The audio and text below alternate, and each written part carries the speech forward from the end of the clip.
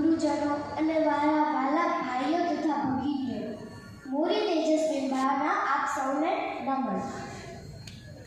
પતંગિયાની પાંખમાં ને ભરણાની આંખમાં જોઈ મેં તો સુંદરતા તારી, કોયલના ગાનમાં ને સાવજની શાનમાં ભાળીદારો પ્રેમ લઈ વારી।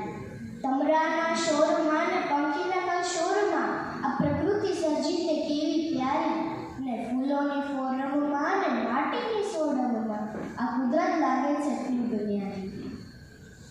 ભરપૂર વરસાદ અને ત્યાર પછી સોળે કળાએ ખીલી ઉઠેલી પ્રકૃતિને જોઈને લાગે કે ભગવાન કહી રહ્યા છે કે તું મને ક્યાં નાની નાની કોટડીઓમાં શોધી રહ્યો છે, જરા ચેતનવંતો થા, પોતાની આંખ ઉગાડ, હું તારી ચારેય દિશામાં હાજર છું, હું તારી ચારેય દિશામાં હાજર છું।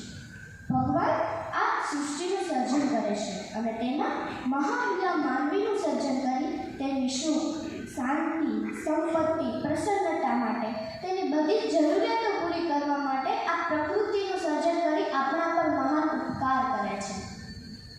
આપણે બધા જાણીએ છીએ કે પ્રકૃતિ વિના આપણું જીવન શક્ય નથી। ધરતી પર જીવન જીવવા માટે ભગવાને આપણને પ્રકૃતિના વિવિધ તત્વો સ્વરૂપે કિંમતી અને બહુમૂલ્ય ભેટ આપી છે। માણસથી લઈને સમગ્ર જીવસૃષ્ટિ કુદરતના આભાર છે।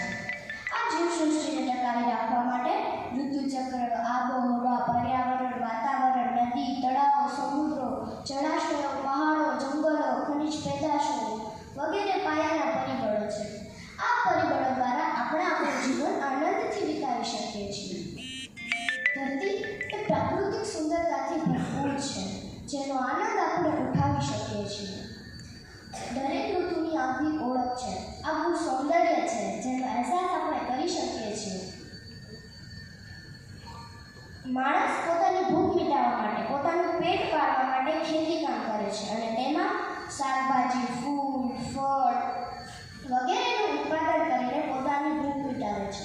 તેમજ દરેક સજીવની તરસ છીપાવવા માટે કુદરતે નદી, તળાવ, સમુદ્રો, જળાશયો, ઝરણાઓ વગેરેનું નિર્માણ કર્યું છે। આદિમાનવ ભલે અભણ હતો, તેનામાં અક્ષર જ્ઞાન નહોતું, પણ તે દીર્ઘદ્રષ્ટિ ધરાવતો હતો। તે પ્રકૃતિને ઓળખતો થયો, તેની સંભાળ રાખતો થયો, તેના તત્વોને વાયુદેવ અને અગ્નિદેવ માનીને તેની પૂજા કરતો થયો, ગાય સાપની પૂજા કરતો થયો, વિવિધ વનસ્પતિની પૂજા કરતો થયો, વિવિધ વનસ્પતિને જડીબુટ્ટીઓનો ઉપયોગ કરતો થયો।